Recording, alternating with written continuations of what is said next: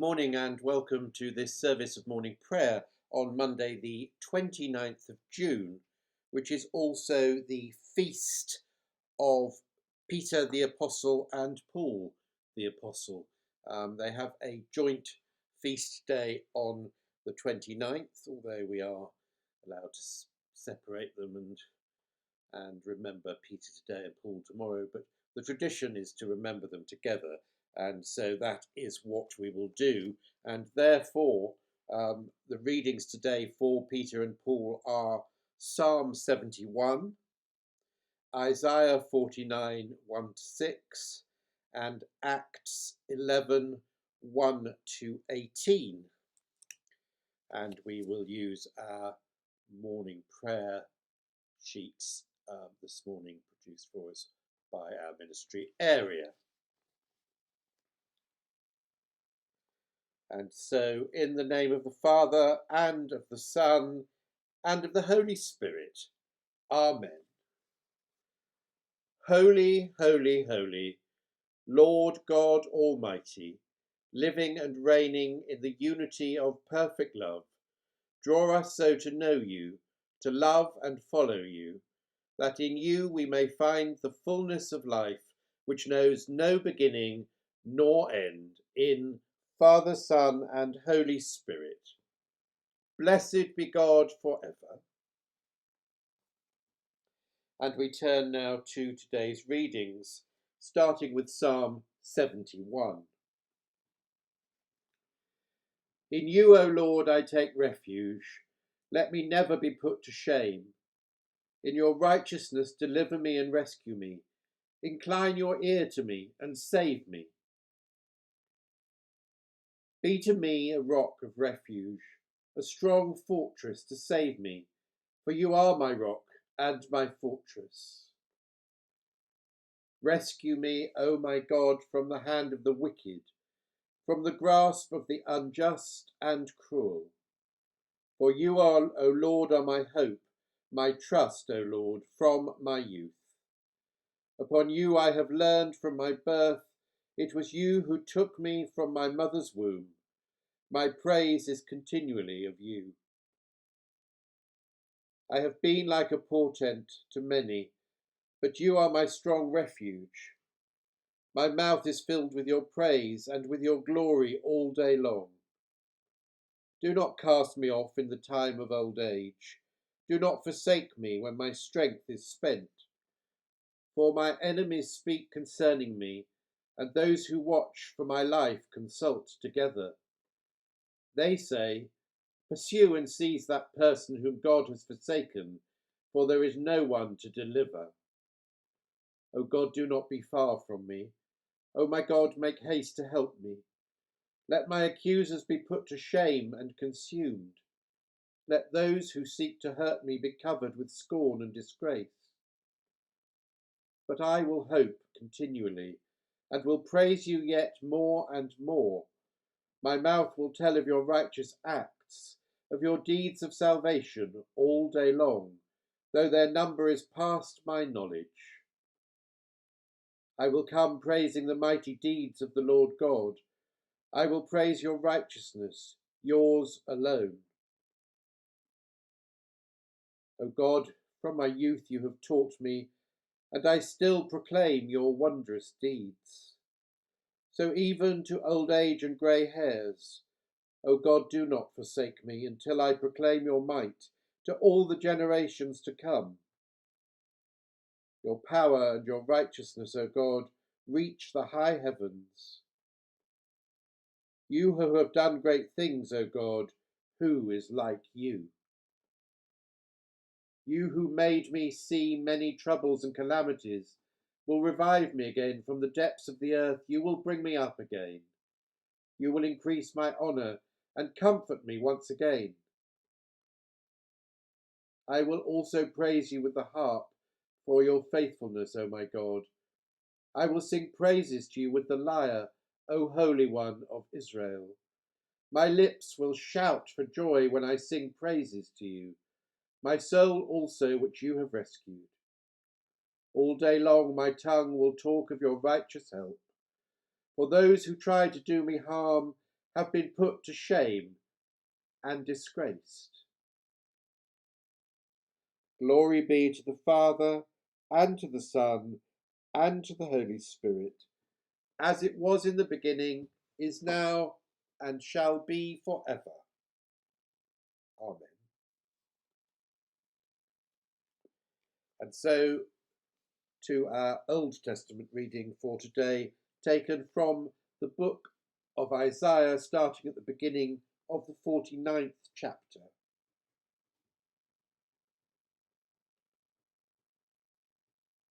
Listen to me, O coastlands. Pay attention, you peoples from far away. The Lord called me before I was born. While I was in my mother's womb, he named me. He made my mouth like a sharp sword. In the shadow of his hand he hid me. He made me a polished arrow. In his quiver he hid me away. And he said to me, You are my servant Israel, in whom I will be glorified. But I said, I have laboured in vain. I have spent my strength for nothing and vanity. Yet surely my cause is with the Lord, and my reward with my God. And now the Lord says, who formed me in the womb to be his servant, to bring Jacob back to him, and that Israel might be gathered to him. For I am honoured in the sight of the Lord, and my God has become my strength. He says, It is too light a thing that you should be my servant, to raise up the tribes of Jacob, and to restore the survivors of Israel. I will give you as a light to the nations, that my salvation may reach to the end of the earth.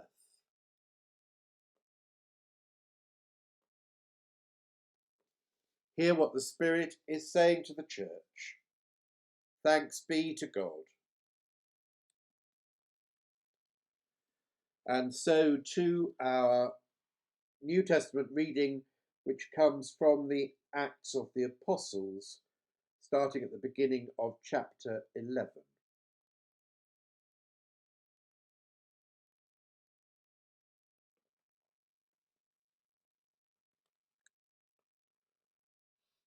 Peter's report to the church at Jerusalem.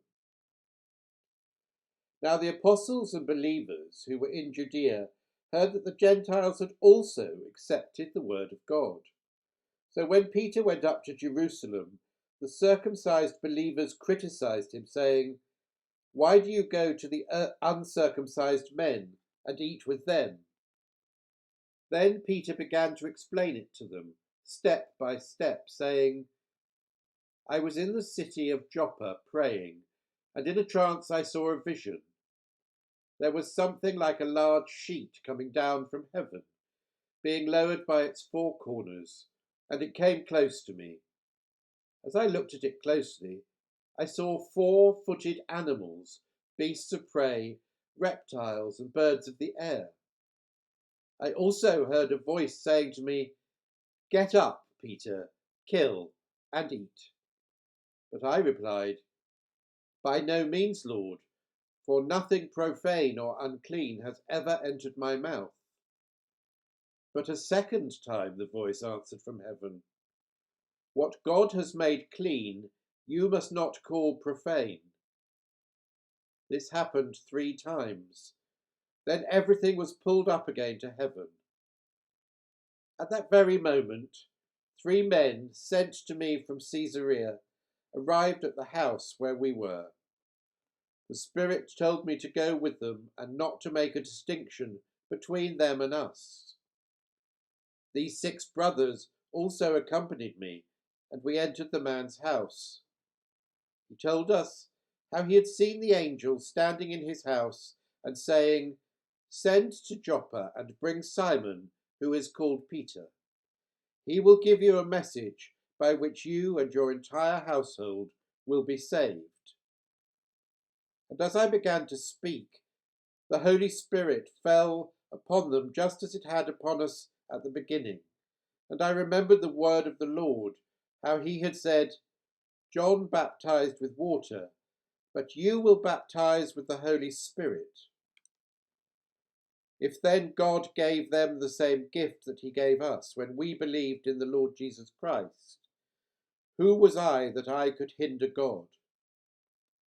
When they heard this, they were silenced, and they praised God, saying, "Then God has given even to the Gentiles the repentance that leads to life." Hear what the Spirit is saying to the church. Thanks be to God.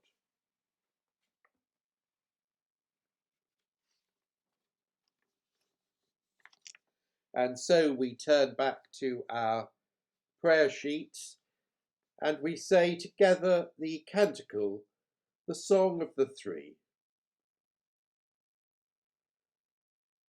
Bless the Lord, the God of our forebears. Sing his praise and exalt him for ever. Bless his holy and glorious name. Sing his praise and exalt him for ever. Bless him in his holy and glorious temple. Sing his praise and exalt him for ever. Bless him who beholds the depths. Sing his praise and exalt him for ever. Bless him who sits between the cherubim. Sing his praise and exalt him for ever. Bless him on the throne of his kingdom. Sing his praise and exalt him for ever. Bless him in the heights of heaven. Sing his praise and exalt him for ever. Bless the Father, Son, and Holy Spirit. Sing his praise and exalt him for ever. And so let us think for a moment about these two saints, Peter and Paul. And we'll start with Peter. St. Mark ends the first half of his Gospel with a triumphant climax. He has recorded doubt, misunderstanding, and the opposition of many to Jesus. Now Peter makes his great confession of faith. You are the Messiah. Mark 8:29. It was one of the many glorious moments in Peter's life, beginning with the day he was called from his nets along the Sea of Galilee to become a fisher of men for Jesus. The New Testament clearly shows Peter as the leader of the apostles, chosen by Jesus to have a special relationship with him. With James and John, he was privileged to witness the transfiguration, the raising of a dead child to life, and the agony in Gethsemane.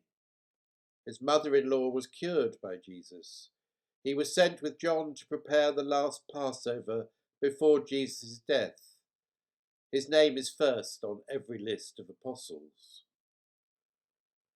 And to Peter only did Jesus say, "Blessed are you, Simon, son of Jonah, for flesh and blood has not revealed this to you, but my heavenly Father. And so I say to you, you are Peter, and upon this rock I will build my church, and the gates of the netherworld shall not prevail against it. I will give you the keys to the kingdom of heaven. Whatever you bind on earth shall be bound in heaven, and whatever you loose on earth shall be loosed in heaven." But the Gospels prove their own trustworthiness in the unflattering details they include about Peter.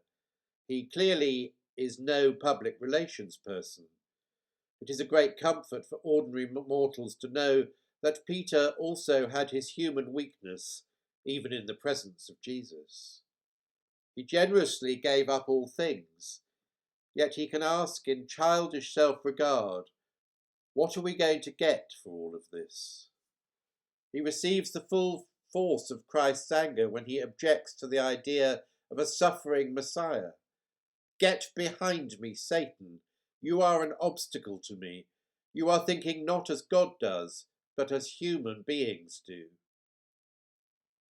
Peter is willing to accept Jesus' doctrine of forgiveness, but suggests a limit of 7 times. He walks on the water in faith, but sinks in doubt. He refuses to let Jesus wash his feet, then wants his whole body cleansed. He swears at the Last Supper that he will never deny Jesus, and then swears to a servant maid that he has never known the man. He loyally resists the first attempt to arrest Jesus by cutting off Malchus's ear, but in the end he runs away with the others. In the depth of his sorrow, Jesus looked on him and forgives him, and he goes out and sheds bitter tears. The risen Jesus told Peter to feed his lambs and his sheep. And so to Paul. If the most well-known preacher today suddenly began preaching that the United Kingdom should adopt Marxism, get rid of the monarchy, and not rely on a constitution, the angry reaction would help us understand Paul's life when he started preaching that Christ alone can save us.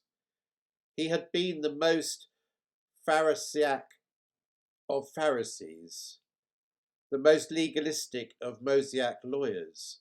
Now he suddenly appears to be to other Jews as a heretical welcomer of Gentiles, a traitor and apostate. Paul's central conviction was simple and absolute. Only God can save humanity. No human effort, even the most scrupulous observance of law, can create a human good which we can bring to God as reparation for sin and payment for grace.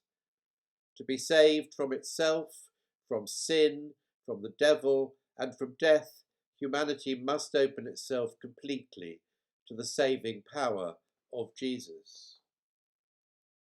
Paul never lost his love for his Jewish family, though he carried on a lifelong debate with them about the uselessness of the law without Christ. He reminded the Gentiles that they were grafted on the parent stock of the Jews, who were still God's chosen people, the children of the promise. We would probably go to confession to Peter sooner than to any other of the apostles. He is perhaps a more striking example of the simple fact of holiness. Jesus says to us, as he said in effect to Peter, "It is not you who have chosen me, but I who have chosen you." Peter is not human wisdom that makes it possible for you to believe, but my Father's revelation. I, not you, build my church.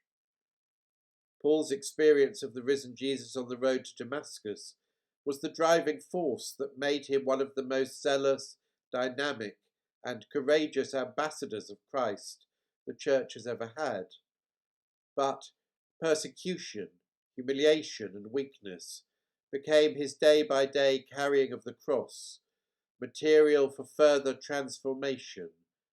The dying Christ was in him. The living Christ was his life. Amen. And so we turn now to our time of prayer, remembering St. Peter and St. Paul. And the response to today's prayers is, "And hear our prayer, and hear our prayer." We pray for God's grace.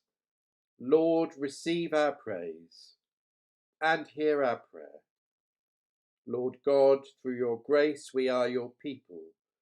Through your Son you have redeemed us. In your Spirit you have made us your own. We pray for the Church in Wales, for Bangor Diocese, for Bro Eifionydd, for Dylan and Kim. Make our hearts respond to your love.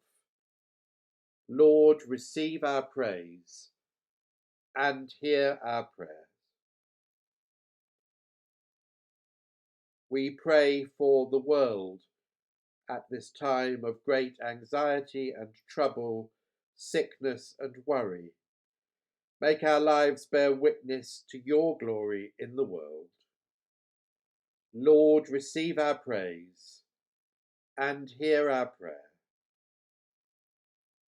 We pray for those who are sick in mind, body and spirit, and especially for all those affected by coronavirus.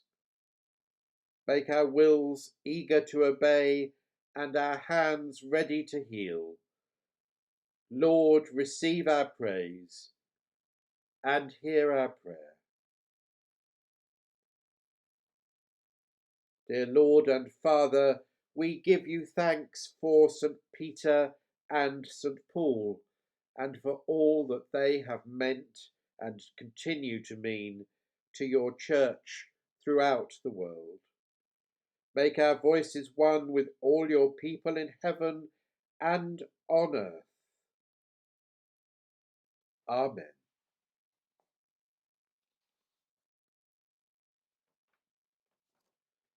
And so we turn now to the collect for the feast of Peter and Paul, apostles.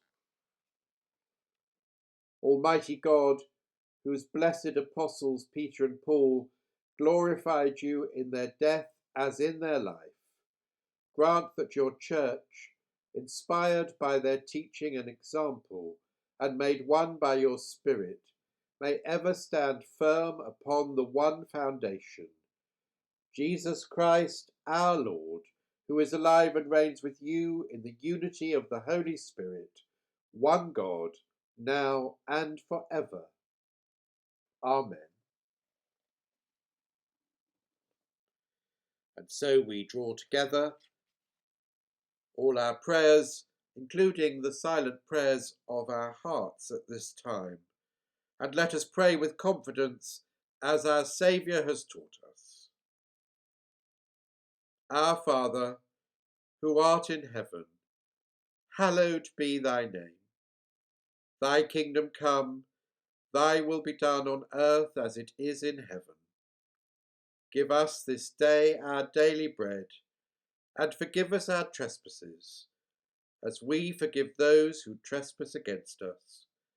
And lead us not into temptation, but deliver us from evil. For thine is the kingdom, the power, and the glory, for ever and ever. Amen.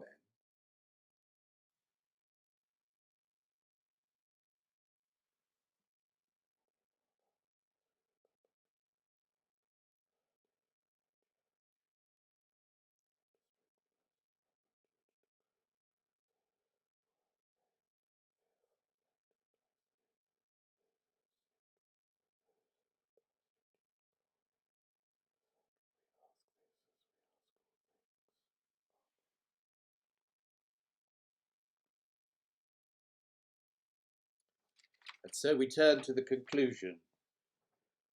May God the Father, who first loved us and made us accepted in the Beloved, fill us with his love. Amen.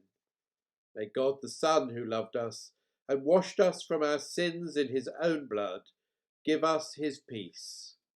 Amen.